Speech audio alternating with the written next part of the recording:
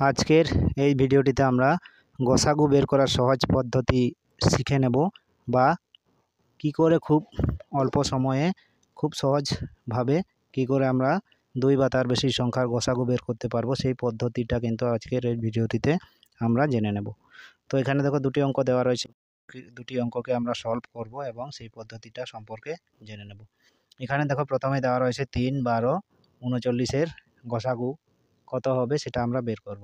এই যে তিনটি সংখ্যা দেওয়া রয়েছে, এই তিনটি সংখ্যার মধ্যে যে সংখ্যাটি সবথেকে ছোট সেই সংখ্যাটি এদের গসাগু হতে পারে বা সেই সংখ্যাটির গুণনীয়ক কিন্তু এদের গসাগু হবে।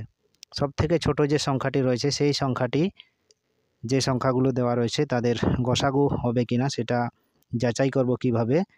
যে সংখ্যাটি সবথেকে ছোট রয়েছে সেই ছোট সংখ্যা দিয়ে বাকি যে সংখ্যাগুলো থাকবে সেগুলোকে কিন্তু আমরা ভাগ করে নেব। তো ভাগ করে দেখতে হবে আমাদের। তো 3 দিয়ে আমরা যদি 12কে ভাগ করি, 3 4 12 ভাগ যাচ্ছে। 3 দিয়ে যদি 39কে ভাগ করি, 3 13 39। যেহেতু ছোট সংখ্যা দিয়ে দুটো সংখ্যাকেই আমি ভাগ করতে পারছি, সেই জন্য 3 12 39-এর গসাগু কিন্তু হবে 3। হয়েছে? তো পরেরটি আমরা করে নেব 4, 8 এবং 18-র গসাগু। এদের সবথেকে ছোট সংখ্যাটি হচ্ছে 4। তো 4 দিয়ে যদি দুটো সংখ্যাকেই ভাগ করি, বাকি যে দুটি সংখ্যা রয়েছে 4 2 8 ভাগ যাচ্ছে, কিন্তু 18টি ভাগ যাচ্ছে না। 4 দিয়ে 18কে ভাগ যাবে না। তো তখন কি করব আমরা, 4-এর গুণনীয়ক কী কী হবে? 4-এর গুণনীয়ক কী কী হয়? 1 2 এবং 4। 4 তো এদের গসাগু হবে না, এটা বাদ দিয়ে দিলাম। কিন্তু 4-এর আরেকটি গুণনীয়ক হচ্ছে 2। 2 দিয়ে বাকি যে সংখ্যাগুলো রয়েছে সেগুলোকে কিন্তু ভাগ করব।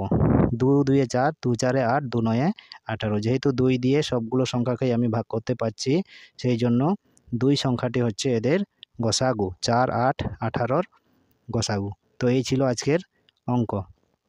তোমাদের সবার জন্য একটি হোমওয়ার্ক দেওয়া থাকবে, তোমরা অবশ্যই তার গসাগু কত হবে কমেন্ট করে জানাবে। এখানে দেখো লিখে দিচ্ছি 9, 18 এবং 21-এর গসাগু কত হবে তোমরা কমেন্ট বক্সে সবাই কমেন্ট করে কিন্তু জানাবে।